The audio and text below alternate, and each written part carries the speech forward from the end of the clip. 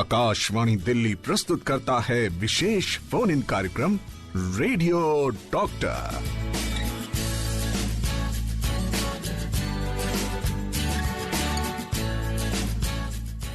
जी हाँ, radio doctor वो programme जो लाता है जवाब आपकी क्वेरीज का, आपके सवालों का।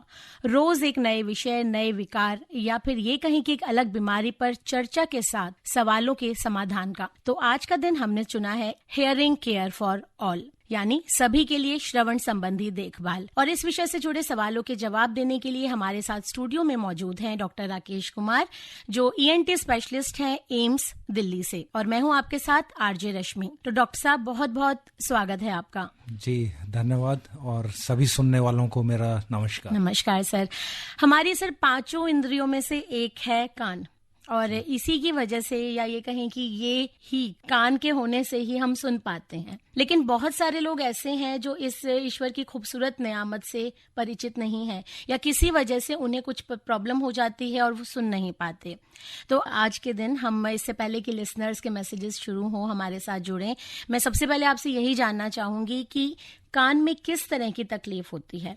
जी, जैसे आपने बताया, सबसे जो इम्पोर्टेंट है वो ये है कि सुनाई ना देना या कम सुनाई देना। जी। तो एक तो कान की वजह से ये प्रॉब्लम हो सकती है। इसके अलावा कान में दर्द होना, कान से पस आना, या कान की वजह से कई बार चक्कर भी आते हैं। ये 3-4 सिम्टम्स हैं जिससे वजह से हमें पता चलता है कि कान के अंदर प्रॉब्लम है। तो सर, हम आगे और भी बातें करेंगे, हमारे लिसनर्स भी हमारे साथ जुड़ेंगे, लेकिन इससे पहले कि हम बात करें आगे, मैं अपने लिसनर्स को ये बता दूं, आज आपके लिए खास तौर पे व्हाट्सएप पर हम मैसेजेस लेंगे। जी हाँ, हमारे व्हाट्सएप नंबर है 9868107070।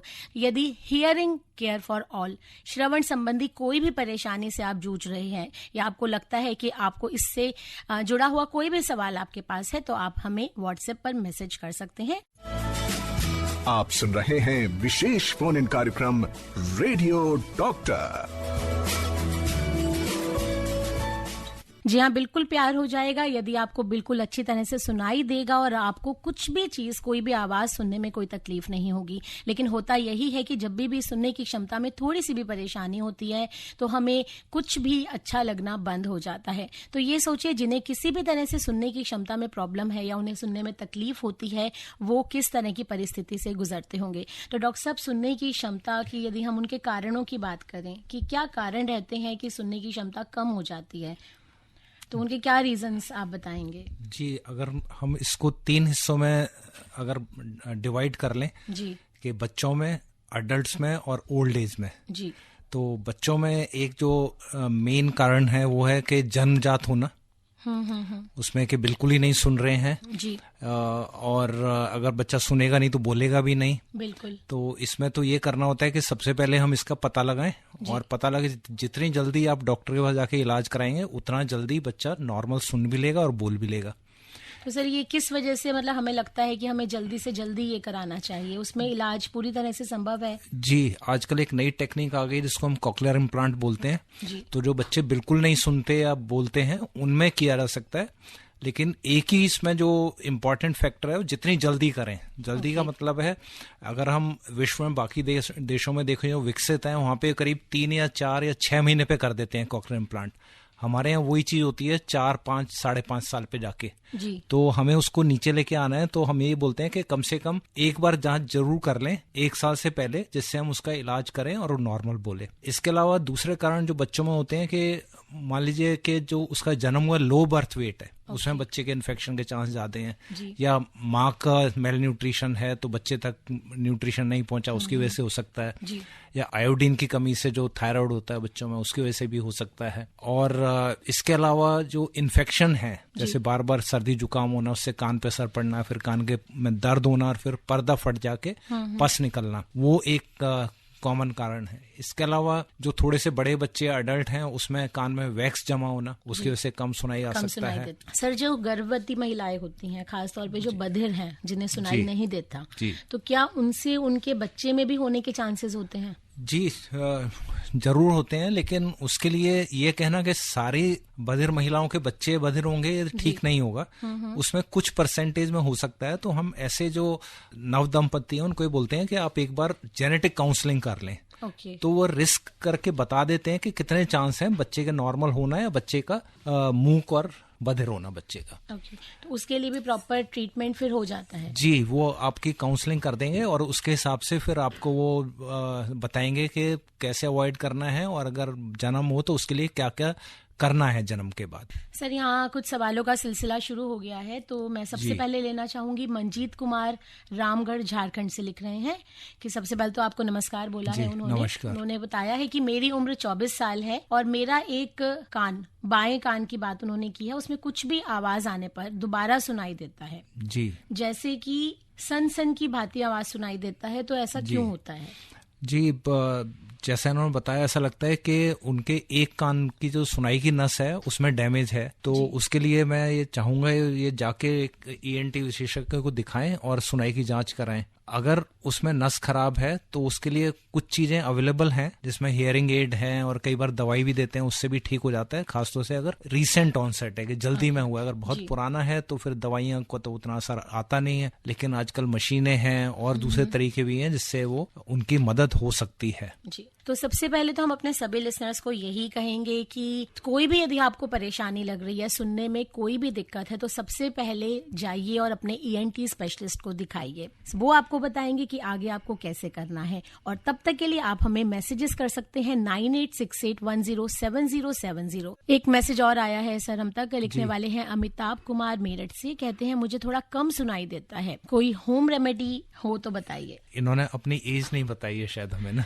तो अमिताभ जी, यदि आप हमें सुन रहे हैं तो अपनी एज भी लिखकर भेजिए ताकि बताने में थोड़ी सी आसानी रहेगी। कोई भी लिसनर्स जो इस वक्त हमसे सवाल पूछ रहे हैं, यदि अपने से रिलेटेड पूछ रहे हैं, तो आप अपनी उम्र का ध्यान जरूर, उसमें उम्र का जरूर मेंशन कीजिए ताकि डॉक्टर साहब सही सलाह आपको दे सकें। जी, जो हल्का सुनने में कमी के जो कॉमन जो कारण है उसमें से एक है कान के अंदर वैक्स होना।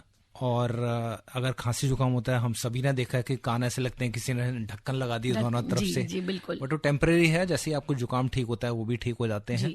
सर, इन्होंने अपनी उम्र बता दी है, इनकी उम्र है 37 यंग है। तो इसका मतलब एक बार इनको डॉक्टर के पास जाना चाहिए। आजकल जो यंग एज में एक और चीज जो देखने में आ रही है वो आ रही है ईयरफोन लगा के जो लोग सुन रहे हैं हाई वॉल्यूम पे, वो चाहे काम के लिए है या म्यूजिक सुनने के लिए है। लोग कई बार दूर दूर ट्रेवल करते हैं 1-1, 1.5 घंटे और बाहर इतना शोर होता है, उसको काउंटर करने के लिए हम वॉल्यूम बहुत ज्यादा बढ़ा देते हैं। तो मेरी ये सलाह ये है कि जो ऐसा कर रहे हैं वो ना करें, क्योंकि जो एक सेफ वॉल्यूम है वो मैं बोलता हूँ कि 30 to 40% है जो टोटल वॉल्यूम का, उससे ज्यादा ना बढ़ाएं। मान लीजिए टोटल 10 है तो वो 3 या 4 मैक्सिमम रखें। तो सर, ऐसा ही एक सवाल आया है और इन्होंने लिखा है कि मेरा सवाल ये है, फैमिली फंक्शंस में और रोड पर, व्हीकल्स में स्पेशली, आजकल बहुत बाइक्स में भी सुनेंगे बहुत लाउड आवाज होती है, या व्हीकल्स में लाउड म्यूजिक सुनते हैं, शादियों में, फंक्शंस में भी बहुत ज्यादा। तो उसी से रिलेटेड है क्या ये प्ले करना, और इस तरह से इससे भी कान खराब हो सकते हैं? जी बिल्कुल खराब हो सकते हैं, खासतौर से तब जब एक क्लोज एनवायरनमेंट में हो रहा है, जैसे हम डिस्को में गए हैं या फैमिली फंक्शन है, क्लोज रूम में हो रहा है जहाँ पे बहुत तेज स्पीकर चल रहे हैं और आप उनके पास ही खड़े हैं। तो अगर आपको चिल्ला के बात करनी पड़ रही है, इसका मतलब ये है कि आसपास नॉइज बहुत ज्यादा है। तो आपको वहां से तुरंत दूर होना है। अगर तुरंत दूर नहीं हो पा रहे हैं तो कान को अपनी दोनों उंगलियों से दोनों कान बंद करें और उसके बाद वहां से जितना जल्दी हो सके दूर चले जाएं। वरना क्योंकि दिक्कत यह है कि जो नॉइज या शोर और क्रैकर की आवाज से जो डैमेज होता है वो परमानेंट होता है। अगर एक बार डैमेज हो गया तो वो दवाइयों से या कोई मेडिसिन या कोई ऐसा नहीं है इलाज जिससे हम ठीक कर पाए। तो एक हियरिंग है जो हमारे साथ लाइफ लॉन्ग रहनी है और उसे हमें प्रोटेक्ट करना है। ये सवाल था RS चड्ढा का, सुभाष नगर दिल्ली से। सर, इसी में जैसे आपने बताया कि क्रैकर्स यानी कि पटाखों की आवाज से भी ये दिक्कत हो सकती है और ये दिक्कत परमानेंट हो सकती है। हम केवल व्हीकल्स में, फैमिली फंक्शंस में ही नहीं, आजकल बच्चों को हेडफोन्स और ईयर प्लग्स लगाने का बहुत ज्यादा हो गया है और उसी से वो घंटों, कई घंटे लगातार कान में लगाकर वो अपने या तो हाई वॉल्यूम पे अपना काम करते हैं या म्यूजिक सुनते हैं। तो उनके लिए आप क्या कहना चाहेंगे? जी, वॉल्यूम जरूर कंट्रोल में रखें। ज्यादा वॉल्यूम होगा तो कान को डैमेज होगा। कान को कितने वॉल्यूम से डैमेज होता है ये कहना, इस चीज पे आप समझ सकते हैं कि जो हम नॉर्मल बात कर रहे हैं उसको अगर हम डीबी में नापते हैं इसका लाउडनेस ना, तो वो करीब 50 dB है। अगर हम एरोप्लेन में जब एयरपोर्ट पे जाते हैं जो उसकी आवाज आ रही है वो करीब 120 से 140 dB है। अच्छा, उस पे अगर हम एक्सपोज करते हैं तो वो इमीडिएटली डैमेज हो जाएगा। ऐसी फायर क्रैकर है, अगर क्लोज जैसे रूम के अंदर आपने क्रैकर चलाया और उसकी आवाज काफी तेज है तो कान का टोटल डैमेज हो जाएगा। तो एक तो ये हो गया लाउडनेस, जितनी लाउडनेस ज्यादा होगी उतना डैमेज ज्यादा होगा, जितनी कम होगी वो थोड़ा ज्यादा टाइम लेगा लेकिन डैमेज होगा। तो जहां पर भी आपको ऐसे लगे कि आपको दूसरे की बात सुनने के लिए जोर लगाना पड़ रहा है या दोबारा रिपीट कराना पड़ रहा है, इसका मतलब नॉइज ज्यादा है, उसको नॉइज को लेवल को आपको कम करना है।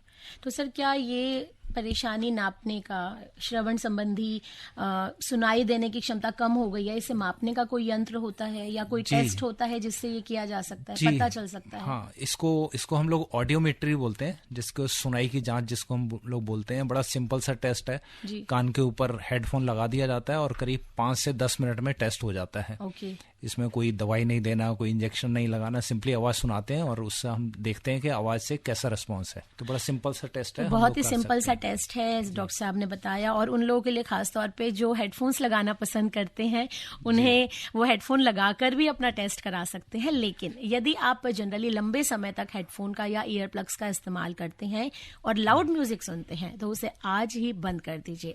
हो सकता है कल को आप भी इस परेशानी से जूझने लगे। हमारे लिसनर्स को एक बार फिर से बता दूं, रेडियो डॉक्टर में आज हमारे साथ मौजूद हैं doctor Rakesh Kumar, ENT specialist, AIIMS Delhi से। और आज का हमारा विषय है हियरिंग केयर फॉर ऑल, सभी के लिए श्रवण संबंधी देखभाल। आप सुन रहे हैं विशेष फोन इन कार्यक्रम रेडियो डॉक्टर। जी हाँ, बिल्कुल चुपके से नहीं, आप बिल्कुल खुलकर सुनिए और सारी बात सुनिए। और ऐसे ही सुनते सुनते हमारे एक लिसनर का मैसेज हम तक पहुंचा है। जिला हापुड़ से लिख रहे हैं आरिफ रबानी। इन्होंने कहा रोज कान में ईयरफोन और हेडफोन लगाकर मैं FM रेनबो सुनता हूं और थोड़ी आवाज भी कम आती है, लेकिन अब आपने जैसे बताया है कि वॉल्यूम कम करके सुनिए, तो मैं आगे से यही करूंगा। दिल से शुक्रिया सर आपका भी कि आपने अपनी हमारी बात ध्यान से सुनी और हमें मैसेज करके बताया कि आप हमारे इस प्रॉब्लम को, मतलब हमारे इस सॉल्यूशन को आपने ध्यान से सुना और अब आप ध्यान से रखेंगे अपने कान का भी। एक और मैसेज आया है, लिखने वाले हैं 72 years old SS Mukherjee Kolkata से। ये कह रहे हैं कि मेरे कान में लेफ्ट ईयर में लगभग 3 साल से रिंगिंग साउंड आती है और उसकी वजह से हियरिंग जो पावर है वो भी थोड़ी कम होती जा रही है और I have face vertigo attack और साथ में वॉमिटिंग आती है टाइम टू टाइम। तो उनके लिए कुछ बैलेंसिंग प्रॉब्लम कुछ सजेस्ट कर सकते हैं, कोई मेडिकल एडवाइस?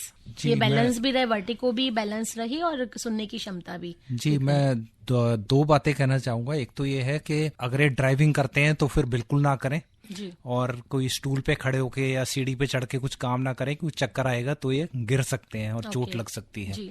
पहला। दूसरा ये है कि अपने आप को एक्टिव रखें। एक्टिव रखने का मतलब ये है कि रात में बाहर ना निकलें, लेकिन शाम को या दिन में अपना मॉर्निंग वॉक करें, डे में वॉक करें और जितना अपने आप को एक्टिव रखेंगे चक्कर कम रहेंगे। ऐसे ना करें कि बिस्तर पे लेट जाए। दूसरा, क्योंकि चक्कर आ रहे हैं जिसमें उल्टी भी आ रही है और कान में सीटी की आवाज भी आ रही है, तो इसका मतलब ENT डॉक्टर को दिखाना है। वो जांच करके बताएंगे इसका कारण क्या है और उसके लिए कुछ दवाइयां देंगे जो हफ्ते 2 हफ्ते या 1 महीने चलाते हैं। उसके साथ साथ एक्सरसाइज बताएंगे जिससे चक्करों में भी आराम आ जाएगा और जो इनकी आवाज आ रही है कान में उसमें भी आराम आ जाएगा। सर एक और मैसेज आया है, इन्होंने अपना नाम नहीं लिखा है, लेकिन इन्होंने कहा है मेरी उम्र जो है लगभग 20 साल है और 2019 में उन्हें कान में बहुत ज्यादा खुजली होती थी और कभी कभी कुछ चींटी किसी साउंड आती है, कुछ अलग सी साउंड आती है। उन्हें भी कोई आप एडवाइस दे सकें? जी, पहली एडवाइस ये है कि आजकल काफी लोग कान को ना साफ करते रहते हैं जी, ईयरबड लेके। होता क्या है, क्योंकि अच्छी फीलिंग आती है तो आदमी बार बार करता है। अब उससे नुकसान ये होता है कि जो कान के अंदर एक लाइनिंग होती है जिसको हम वैक्स बोलते हैं, वो भी पूरी निकल जाती है और जैसे ही चमड़ी खुश्क होगी तो उसमें खुजली स्टार्ट हो जाएगी। तो कान साफ ना करें, ईयरबड या कोई नुकीली चीज डाल के या पेंसिल इससे साफ ना करें तो खुजली वैसे कम हो जाएगी। और जो ये सेंसेशन बता रहे थे कान में चींटी वाले सेंसेशन, अगर इन्होंने हियरिंग टेस्ट करा लिया है और वो नॉर्मल है तो बहुत कोई चिंता की बात नहीं है। अगर हियरिंग टेस्ट नहीं कराया है तो एक बार ईएनटी स्पेशलिस्ट के पास जाके हियरिंग टेस्ट करा लें। अगर हियरिंग में इशू है तो फिर हमें देखना पड़ेगा ये किस वजह से है। सर, जैसे आप बता रहे हैं कि हियरिंग टेस्ट ईएनटी स्पेशलिस्ट के पास जाके करा लें, तो ये जो लैब्स होती है जगह जगह, क्या ये टेस्ट वहां हो सकते हैं या किसी बड़े हॉस्पिटल में जाकर वहीं पर जो ईएनटी विशेषज्ञ होंगे वो बताएंगे तभी ये टेस्ट होगा? नहीं मैम, ये नॉर्मल लैब्स में नहीं होंगे। ये आपको ईएनटी डॉक्टर को दिखाएंगे ओपीडी में, किसी भी हॉस्पिटल में, इवन प्राइवेट हॉस्पिटल में अवेलेबल है। तो वो कान को पहले जांच करते हैं, कोई वैक्स वगैरह तो नहीं है। एक बार वैक्स नहीं है तो फिर सुनाई की जांच करते हैं। हाँ जी सर, एक मैसेज हम तक और आया था और वो शायद मुझसे थोड़ा ऊपर नीचे हो गया है। उन्होंने ये कहा था कि क्या कान में हाइड्रोजन पेरोक्साइड डालकर उसे साफ किया जा सकता है? आजकल हाइड्रोजन पेरोक्साइड डाल के हम कान साफ नहीं करते हैं, क्योंकि अगर उसमें कंसंट्रेटेड चला गया तो कान की जो चमड़ी है उसके ऊपर असर पड़ता है। तो हाइड्रोजन पेरोक्साइड ना डालिए। अगर कान में कुछ मैल है तो उसके लिए ईएनटी स्पेशलिस्ट के पास जाएंगे तो वो उसको लाइट के अंदर देख के साफ कर देंगे उसको। सर हाँ, ये लिखने वाले थे अनिल यादव अम्बेडकर नगर से। इन्होंने कहा क्योंकि 5 साल से छोटे बच्चों में खास तौर पे इन्होंने बोला है, तो मुझे लगता है छोटे बच्चों के तो कान में कुछ डालना ही नहीं चाहिए। नहीं, बिल्कुल नहीं, हाइड्रोजन पेरोक्साइड बिल्कुल ना डालें। दूसरे जो वैक्स को सॉफ्ट करने वाली दवाइयां मिलती हैं मार्केट में, वो डॉक्टर जरूर लिख देंगे और उसको 4-5 बूंद कान में डाल के हल्के से कान को मसाज कर दें 4-5 मिनट के लिए। उसके बाद कपड़े से बाहर से उसको साफ कर दें, कान के अंदर कुछ ना डालें, तो धीरे धीरे मेल्ट होकर अपने आप बाहर आ जाता है, उससे साफ करने की जरूरत भी नहीं पड़ती है। ओके, तो सर मुझे लगता है जो हमारे लिसनर थे संदीप कुमार मेरठ से, इन्होंने यही जानना चाहा था कि कान की सफाई का सही तरीका क्या है, वो आपने बता दिया है। तो संदीप जी, आई थिंक आपने सुन लिया होगा और आपको आपके सवाल का सही जवाब मिल गया होगा। तो डॉक्टर साहब, यूं तो बहुत सारे सवाल लगातार हम तक आ रहे हैं, लेकिन अब वक्त हो रहा है एक छोटे से ब्रेक का, और ब्रेक के बाद वापस आते हैं। हमारे लिसनर्स जो इस वक्त हमारे साथ जुड़े हैं उन्हें एक बार मैं फिर से बता दूं, आज का हमारा विषय है सभी के लिए श्रवण संबंधी समस्या का निदान। यदि आपको भी इससे रिलेटेड, सुनने से रिलेटेड कोई भी यदि समस्या है, आप कोई क्वेरी जानना चाहते हैं, कुछ भी आपका सवाल है, आपको लग रहा है कि आपको सुनने की में थोड़ी सी दिक्कत हो रही है, तो आज का रेडियो डॉक्टर खास है आपके लिए। हमारे साथ जुड़े हैं डॉक्टर राकेश कुमार, एम्स दिल्ली के ईएनटी स्पेशलिस्ट। तो आप भी हमें मैसेज कर सकते हैं 9868107070 पर। आप सुन रहे हैं विशेष फोन इन कार्यक्रम रेडियो डॉक्टर। यहाँ पर हम आपके साथ मौजूद है रेडियो डॉक्टर लेकर, और आज का हमारा विषय है हियरिंग केयर फॉर ऑल, सभी के लिए श्रवण संबंधी देखभाल। यदि आप भी इससे जुड़ा कोई सवाल पूछना चाहते हैं तो आप हमें व्हाट्सएप कर सकते हैं 98681070, यानी 9868107070। आपको बता दें हमारे साथ आज स्टूडियो में मौजूद हैं डॉक्टर राकेश कुमार, जो ईएनटी स्पेशलिस्ट हैं एम्स दिल्ली से। तो डॉक्टर साहब, लगातार सवाल हम तक पहुंच रहे हैं हमारे लिसनर्स के। तो एक मैसेज आया है, लिखने वाले हैं सैयद दानिश जरी वाले ब्रह्मपुरी से, और इनकी उम्र है 30 साल। इन्होंने कहा है कि 10 दिन पहले इनके कान में एक दाना हुआ था और दाना तो ठीक हो गया, लेकिन इनका कान बंद हो गया। तो इसके लिए कोई होम रेमेडी हो या कोई और एडवाइस हो वो बताइए। एक चीज उन्होंने और लिखी है कि इन्हें जुकाम बहुत ज्यादा होता है, जल्दी जल्दी होता है। जी, जो आवाज कम होने का 2 कारण समझ आ रहे हैं मुझे इनके केस में। एक तो जो जुकाम है उस वजह से भी कान बंद लग सकते हैं जी। तो उसके लिए तो अगर गर्म पानी की भाप ले लेंगे नाक से तो कान खुल जाएंगे।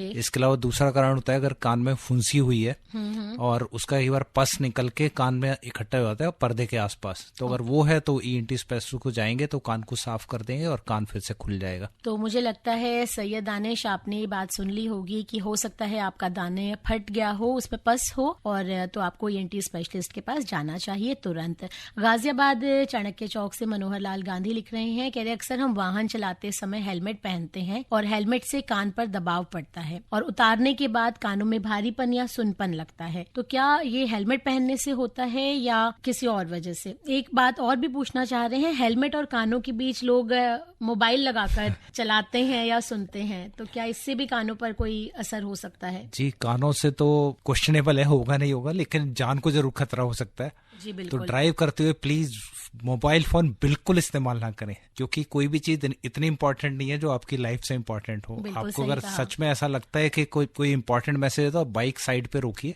जी। उसके बाद आप फोन को लगा के सुनिए। तो मुझे लगता है गांधी साहब को इसका जवाब मिल गया होगा, और ये सभी लिसनर्स जो इस वक्त हमारे साथ जुड़े हुए हैं उन्हें हम बता दें, याद दिला दें कि ड्राइविंग करते समय आपको कभी भी मोबाइल का इस्तेमाल नहीं करना चाहिए। वो केवल आपकी जान माल के लिए ही नहीं, और जो आपके साथ साथ सड़क पर और दूसरे वाहन चल रहे हैं उनकी सुरक्षा के लिए भी बहुत ज्यादा जरूरत है। और सर, इससे पहले कि हम आगे बढ़े, और भी सवाल, एक सवाल मुझ तक भी बहुत बहुत देर से मेरे मन में घूम रहा है। बहुत सारी बीमारियां ऐसी होती हैं जिनकी वजह से मतलब लोगों को आज बहुत लाइफस्टाइल की वजह से बहुत सी बीमारियां हैं, क्या उनकी वजह से भी कोई ऐसी बीमारी भी है जिसकी वजह से सुनने की क्षमता में कमी आती है या लोगों को परेशानी हो सकती है? जी, कुछ बीमारियां ऐसे हैं जो कान को डायरेक्टली कान से नहीं है बट बॉडी में होती हैं, जैसे शुगर। जी। अगर अनकंट्रोल्ड शुगर है काफी टाइम तक तो वो हमारी एजिंग बढ़ा देती है। जो चेंजेस मान लीजिए हम कहते हैं 50 साल पे होंगे, हो सकता है जिसको अनकंट्रोल्ड डायबिटीज है वो 30 से 40 साल पे भी हो सकते हैं। पहला ये है। दूसरा ये, अगर हम सफाई का ख्याल ना रखें, जैसे आसपास मान लीजिए ओवर क्राउडिंग है, फ्रेश एयर नहीं है, सनलाइट नहीं है, तो वहां देखा गया है कि ऐसे जगहों पे बच्चों को कान की बीमारियां काफी होती हैं, जैसे कि कान बहना है, बार बार खांसी जुकाम होना है। इसके अलावा अगर हम साफ सफाई का ख्याल ना रखें तो उसकी वजह से भी कान में दिक्कत हो सकती है। मान लीजिए सर के अंदर डैंड्रफ है तो कान के अंदर भी वो फिर ईचिंग स्टार्ट हो जाती है, और फिर उसके बाद बाकी प्रॉब्लम है। खान पान अगर हमारा ठीक नहीं है, जैसे पौष्टिक आहार नहीं ले रहे हैं एक जो रिक्वायर अमाउंट है, तब भी कान के इन्फेक्शन ज्यादा होने का चांस है। इसके अलावा लाइफस्टाइल, जैसे हमने पहले बात की, शोर शराबा किसी भी फॉर्म में, चाहे वो रिक्रिएशनल है कि म्यूजिक सुन रहे हैं या हमारे वर्क से रिलेटेड है, जैसे ईयरफोन पे बैठे हैं, कंप्यूटर पे बैठे हैं, या जो हमारा वर्क प्लेस पे शोर है, तो उसकी वजह से असर आ सकते हैं। सर, एक चीज और है, गर्मियों में जनरली लोग स्विमिंग पूल में जाते हैं, स्विमिंग करने जाते हैं। वहां पर हर तरह के लोग एक साथ एक ही पूल में स्विमिंग करते हैं। अक्सर वहां से बच्चों को या एडल्ट्स को भी इन्फेक्शन हो जाता है, तो उन्हें क्या प्रिकॉशंस लेनी चाहिए? जी, पहला तो ये है कि अगर आप हेल्दी हैं तो पूल में जाएंगे तो खास उस पर असर होगा नहीं। जो कान में प्रॉब्लम होने के जो कॉमन कारण है ये है, जब आप पूल से बाहर आते हैं और कान बंद लगता है तो आप कान को अंदर से साफ करने की कोशिश करते हैं, इसकी वजह से कान में डैमेज हो जाता है और फिर इन्फेक्शन आता है। कुछ लोगों में, जैसे कि अगर डायबिटीज है अनकंट्रोल्ड, अगर वो जाते हैं तो उसमें फंगल इन्फेक्शन होने का चांस रहता है। या आप कान को स्क्रैच कर रहे हैं, उसके बाद जो मान लीजिए मैच स्टिक है या हेयर पिन है, तो उस पे अगर फंगस है तो वो कान तक पहुंच सकता है। तो जब भी स्विमिंग पूल में आए, बाहर निकले, तो आप कान को एक तरफ करके और सूखे कपड़े को कान के टच में रखेंगे तो अपने आप पानी बाहर आ जाएगा। उससे ज्यादा साफ करने की जरूरत नहीं होती है। उसको स्क्रैच ना करें, बहुत ज्यादा सुखाने की कोशिश ना करें। और कई बार ये होता है, अगर आप स्विमिंग जा रहे हैं तो उससे पहले एक बार डॉक्टर को दिखा लें। कई बार कान में थोड़ा वैक्स होता है और पानी उस वैक्स के अंदर इकट्ठा हो जाता है, फिर वो अपने आप बाहर नहीं आता है। तो फिर हम स्क्रैच करते हैं और फिर प्रॉब्लम आती है। सर, जैसे आपने अभी बताया कि जिनको डायबिटीज होती है और उनको सुनने की क्षमता में प्रॉब्लम हो सकती है, उनकी हियरिंग पावर कम हो सकती है, लेकिन मान लीजिए कि बीमारी कंट्रोल में आ गई है और उनकी जो हियरिंग पावर है वो कम हो चुकी है, तो क्या वो भी ऑटोमेटिकली कंट्रोल हो जाएगी, ठीक हो जाएगी, या उसके लिए ट्रीटमेंट चलेगा? अगर आपने शुगर को अच्छे से कंट्रोल किया हुआ है तो आपकी हियरिंग इफेक्ट नहीं होगी। वो इसका इंपॉर्टेंस है कि आप शुगर कंट्रोल में रखिए। अगर उस वक्त तक डैमेज हो गया है तो हम उसको जरूर हेल्प कर सकते हैं, ये देख के कि किस वजह से है सुनाई में कमी। कि मान लीजिए कान में इन्फेक्शन है, जरूर उसको ट्रीट किया जा सकता है। कान की नस में कमी है तो हम उसको हियरिंग एड का इस्तेमाल कर सकते हैं। जी सर, हियरिंग एड से ही जुड़ा हुआ एक सवाल हम तक पहुंचा है। लिखने वाले हैं सौरभ दिल्ली से, कह रहे हैं मेरे ब्रदर जो लगभग 80s में है, अर्ली 80s में है, और हियरिंग एड लगाते हैं जिसका प्राइस जो है अलग अलग तरह की आती है, मतलब 15,000 से 15 लाख तक इन्होंने मुझे बताया है यहाँ पर। तो हमें किस तरह की हियरिंग एड खरीदनी चाहिए और कौन सी अच्छी रहती है, प्लीज एडवाइस। जी, ब्रांड बताना यहाँ पे संभव नहीं है, लेकिन मैं एक ब्रॉडली डिवाइड करेंगे तो दो तरह की हियरिंग एड होती है। एक एनालॉग होती है, दूसरे डिजिटल होती है। तो डिजिटल ने थोड़ा सा महंगी होगी, लेकिन उसमें फायदा ये होता है कि उसको हम लोग मरीज के अकॉर्डिंगली उसको ट्यून्ड किया जा सकता है कि मरीज को क्या चाहिए। जहां तक पैसे की बात उन्होंने की है कि भाई 15,000 से लेके 15 लाख तक है, तो उसमें प्राइस पहले ना देखें, पहले देखें कि मरीज को किससे फायदा हो रहा है, सबसे कंफर्टेबल फिट क्या है, उसके बाद अपने बजट में वो आप उसको खरीद लें। ऐसा नहीं है कि बहुत महंगी हियरिंग एड लेंगे तो बहुत अच्छी होगी, सस्ती लेंगे खराब होगी, ऐसा बिल्कुल भी नहीं है। वो जो पेशेंट है उसकी हियरिंग पावर कितनी है और उसको कितनी हेल्प चाहिए उस पर डिपेंड करता है। डिजिटल हियरिंग एड लें जो कंफर्टेबल हो, क्लैरिटी मैक्सिमम हो, तो वो आप परचेज करें। सर एक और मैसेज आया है, प्रदीप सेठी लिख रहे हैं, ये अजमेर से। इनकी उम्र 66 साल है और स्पीच ऑडियोमेट्री टेस्ट इन्होंने कराया है। आई थिंक क्योंकि बहुत इन्होंने कट एंड शॉर्ट में लिखा है, आप आई थिंक समझ जाएंगे। Speech audiometry test PTA right and left ear is 25 dB। This is good और नॉट? कितना एज बताया ना? 66 में 25 dB इज एक्सलेंट। Okay. बहुत अच्छी है, इनको कुछ करने की जरूरत नहीं है, जो कर रहे हैं वो बहुत अच्छा कर रहे हैं, वही कंटिन्यू करें। सर जैसे इन्होंने बताया कि 66 की उम्र के हैं और इन्होंने ये टेस्ट कराया, तो आप कौन सी एज में ये टेस्ट रेकमेंड करते हैं जनरली एक स्वस्थ व्यक्ति के लिए? देखिए स्वस्थ व्यक्ति, मेरा मानना है कि जब वो अपने जनरल चेकअप के लिए जा रहे हैं और इन्हें लगता है हियरिंग अफेक्ट हो रही है तो जरूर चेकअप करा लें। आप उनसे आप रिक्वेस्ट करें कि आप ENT के डॉक्टर को भी मिलना चाहते हैं और हियरिंग टेस्ट कर लें। जैसे मैंने बताया कि बहुत ही सिंपल टेस्ट है और हार्डली 5 से 10 मिनट का टाइम लगता है। तो इसके अलावा एज ए रूटीन चेकअप कोई भी व्यक्ति जो 50-55 साल से ऊपर का है, वो एज के साथ हियरिंग कम होती है। अगर लोग कह रहे हैं कि आप जाके वॉल्यूम बढ़ा रहे हो टीवी का या आप बार बार पूछते हो क्या बोला, तो वो टाइम है हियरिंग चेकअप करने का। मीन्स कुल मिला के जो लक्षण है वो यही कि यदि आपको दूसरे की बात को थोड़ा सा दबाव लगाकर सुनना पड़ रहा है, जोर लगाकर सुनना पड़ रहा है, या आप वॉल्यूम बढ़ा रहे हैं। इसके अलावा यदि सर जैसे छोटे बच्चे जो होते हैं, क्योंकि बहुत सारी बातें हुई, लेकिन उन छोटे बच्चे जो इन्फेंट्स होते हैं उनमें इन सिम्टम्स को कैसे पहचान सकते हैं? जी बहुत बहुत अच्छा सवाल है। जो माँ है या घर पे जो दादा दादी हैं वो बहुत जल्दी कैच कर सकते हैं, बस थोड़ा सा ध्यान रखने की जरूरत है। जैसे जो बच्चा जस्ट बॉर्न हुआ है, तो कभी भी आप देखिए जब तेज आवाज आती है, जैसे बर्तन कोई घर में गिर गया, तो वो एकदम थोड़ा सा कहना चाहिए स्टार्टल रिफ्लेक्स होगा, थोड़ा सा वो चौंक जाएगा। इसका मतलब वो सुन रहा है। जैसे बच्चा 3 महीने का होता है तो स्माइल करने लगता है। अगर आप उसके नाम से बुलाओगे या उसकी माँ बुलाएगी तो स्माइल करेगा, रिएक्ट करता है बेसिकली। 5-6 महीने का होने के बाद वो हेड कंट्रोल स्टार्ट हो जाता है, तो वो आवाज की डायरेक्शन में अपना मुंह घुमाएगा और कोशिश करेगा कहाँ से आवाज आ रही है, लोकलाइज करने का।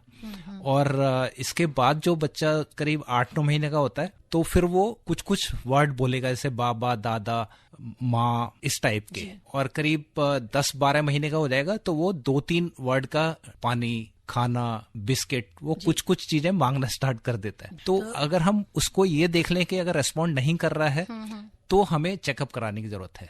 और अगर हल्का भी डाउट है तो उसके लिए वेट ना करें कि थोड़ा बड़ा हो जाएगा तो देख लेंगे। आप फौरन जाके जांच कराइए। अगर हियरिंग नॉर्मल है तो बहुत अच्छी बात है, नहीं नॉर्मल है तो हम उसको जितना जल्दी पकड़ेंगे ना सुनने का, उतना अच्छे से इलाज हो पाएगा और उतना बेहतर उसका आउटकम होगा। जी।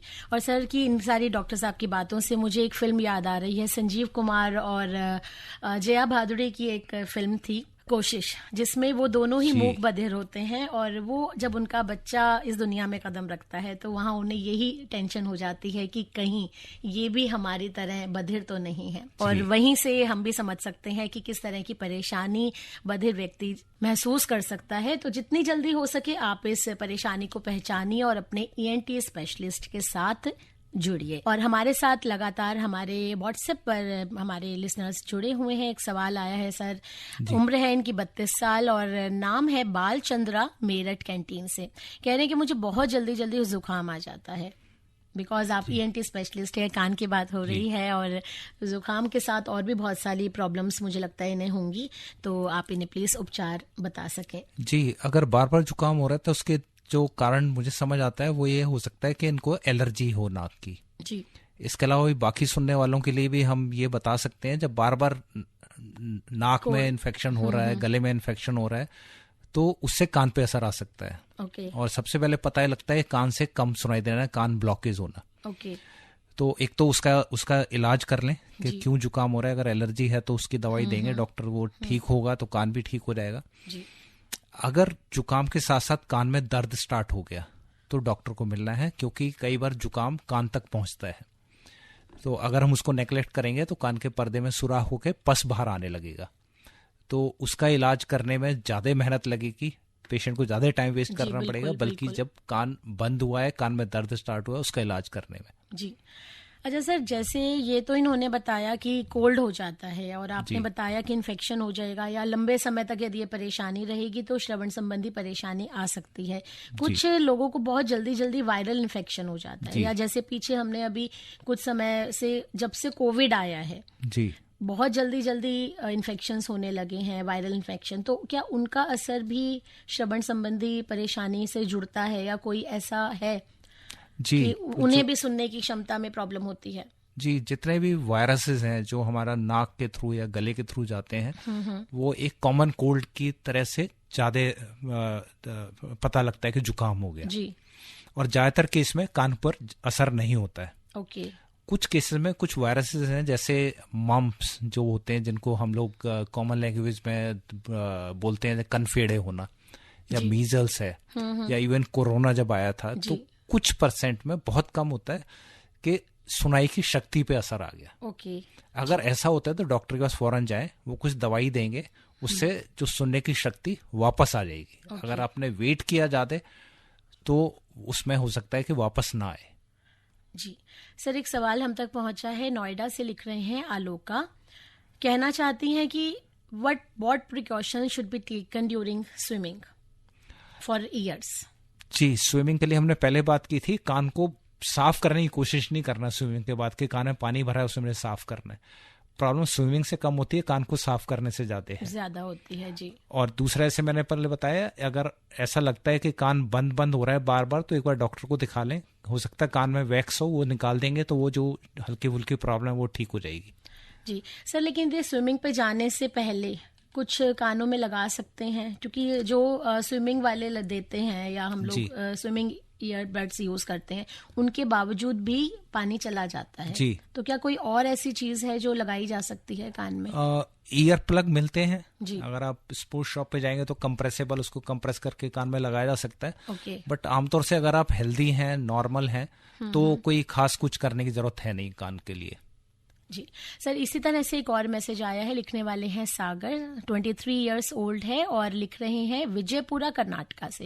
उन्होंने कहा है कि एक हेल्दी कान के लिए, हेल्दी कानों के लिए, और दूसरी पूरी जिंदगी में बड़ी उम्र तक कौन सी हमें सावधानियां बरतनी चाहिए कि हम अपने कानों को पूरी तरह से स्वस्थ रख सकें? बहुत अच्छा सवाल है, और सबसे पहले मैं कहना चाहूंगा, अगर हम बचपन से देखें तो जब आपका माँ के गर्भ में है तो मदर को वैक्सीन लगना, फिर बच्चे का जो बर्थ है वो मेडिकल कंट्रोल में हो, जैसे हॉस्पिटल में या आंगनवाड़ी में, उसके बाद उसके वैक्सीन लगना, फिर जब जो छोटे बच्चे हैं, जो हमने नॉइज की बात की, उससे बचाना है कान को, खांसी जुकाम बार बार ना हो उसके लिए पौष्टिक आहार लेना है, खुले और हवादार जगह पे रहें, उससे फायदा होगा। और जैसे जैसे बड़े होते हैं तो ऐसा कोई काम ना करें जिससे कान पे चोट लगे, जैसे कई बार उसको किसी ने थप्पड़ लगा दिया बच्चे को, कान पे लग गया, कान का पर्दा फट गया, वो आपको नहीं करना है। और अगर आपको कभी भी लगता है कि सुनने में दिक्कत है तो उसकी जांच करा लें। जांच हम छोटे से छोटे बच्चे को न्यू बॉर्न में भी टेस्ट किया जा सकता है कि बच्चा ठीक से सुन रहा है। और जब 5 साल से ऊपर बच्चे को तो हियरिंग टेस्ट हम नॉर्मल करते हैं, उससे पता चल जाता है।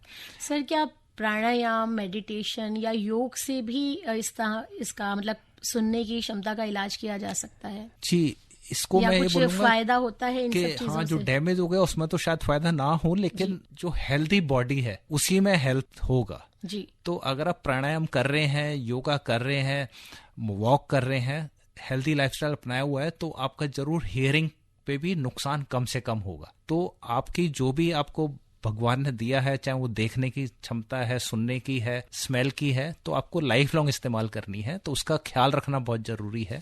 बड़े हों तो शोर शराबे से दूर रहें, अगर काम की जगह पे शोर है उससे बचाव रखें। और थोड़े बड़े हो गए हैं तो कान की नस, जैसे हमारी बॉडी वीक होती है, कान की नस भी वीक होती है, तो उसके लिए फौरन अपना इलाज कराएं। उसके लिए आजकल फैसिलिटीज अवेलेबल हैं, इंक्लूडिंग हियरिंग एड, या कई बार कॉक्लियर इम्प्लांट भी कुछ लोगों में होता है जिसमें हियरिंग एड से फायदा नहीं हो रहा है, तो ऐसा नहीं है कि आज के जो वैज्ञानिक जो टाइम है इसमें बहुत सारी फैसिलिटीज अवेलेबल हैं। जरूरत है कि हम उसको अवेल करें, वहां जाएं, उसकी जांच कराएं और जो जरूरी होगा उस चीज को हम अपनाएं इलाज। सर एक मैसेज आया है, इन्होंने नाम कुछ नहीं लिखा है, सिर्फ ये पूछना चाहते हैं कि वर्टिगो ट्रीटमेंट क्या होता है। वर्टिगो जो कान के अंदर जो दो हिस्से हैं कान के अंदर वाले भाग के, एक जैसे हम सुनते हैं और दूसरा कान को बैलेंस से, जो कान की वजह से वर्टिगो होता है उसके साथ उल्टी आती है और उल्टी आने का मन करता है और साथ में चक्कर आते हैं। इसका मतलब ये है कि आपके कान का सुनने वाला हिस्सा प्लस बैलेंस वाला हिस्सा दोनों इफेक्ट हो रहे हैं। तो एक बार हॉस्पिटल में जाके जांच करा लें, इसका कारण क्या है वो कारण के हिसाब से इलाज किया जाता है। इम्पॉर्टेंट बात यह है कि बेड पे ना लेटे रहें, आप अपने आप को एक्टिव रखें, एक्टिविटी मेंटेन रखें और आसपास जो एरिया है वो क्लटर फ्री रखें। ऐसे ना हो कि रात में उठें, मान लीजिए वॉशरूम जाना है और रास्ते में कुछ चीजें पड़ी हैं, पैर अटक जाएगा तो गिर जाएंगे, चोट लग जाएगी। लेकिन आप जाएंगे तो डॉक्टर आपको कुछ एक्सरसाइज बताएंगे जिससे कान का जो बैलेंस है वो वापस आएगा, और साथ में दवाइयां देते हैं जो कि इनिशियल फेज में हफ्ते 2 हफ्ते तक देते हैं, जिससे चक्कर ठीक हो जाते हैं। सर क्या जो कान का इन्फेक्शन होता है उसका और हमारे लाइफस्टाइल का, साथ में जो टॉल्स या चादरें या टॉवल, तकिए, पिलोज हम यूज करते हैं, उनका भी आपस में कोई कनेक्शन है यदि किसी को जल्दी इन्फेक्शन होता है?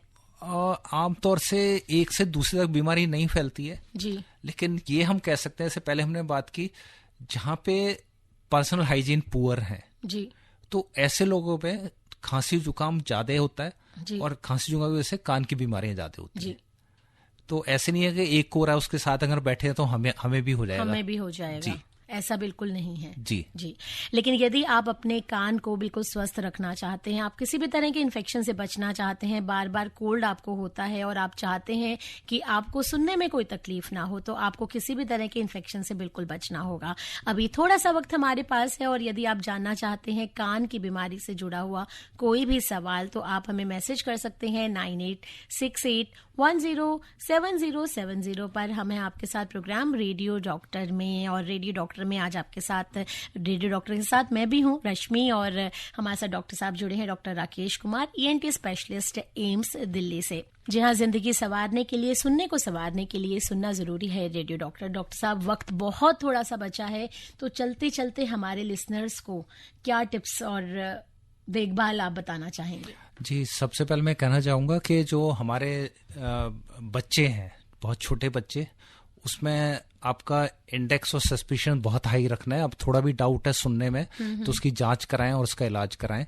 इसके अलावा जो हमारे यंग लोग हैं वो शोर शराबे से दूर रहें, ईयरफोन का इस्तेमाल कम से कम करें, और अगर बहुत ज़रूरत है कि आपको फ़ोन पे ही काम करना है, कंप्यूटर का काम करना है, तो स्पीकर फ़ोन पे लगा लें जी। इसके अलावा जो बड़े लोग हैं, बड़े लोगों के लिए इम्पॉर्टेंट है कि वो ऐसा ना सोचे कि हमें अगर हियरिंग एड लगाएंगे तो वो लोग क्या बोलेंगे। ऐसा नहीं है, जैसे हम लोग अगर आंखें कमजोर है तो हम लोग चश्मा लगाते हैं, तो हियरिंग एड लगाएं, जरूर फायदा होगा। आज क्या रेडियो डॉक्टर में आपसे बहुत बहुत जी धन्यवाद। अभी आप आकाशवाणी दिल्ली से विशेष फोन इन कार्यक्रम रेडियो डॉक्टर सुन रहे थे। कार्यक्रम की प्रस्तुतकर्ता थी शालिनी मित्तल।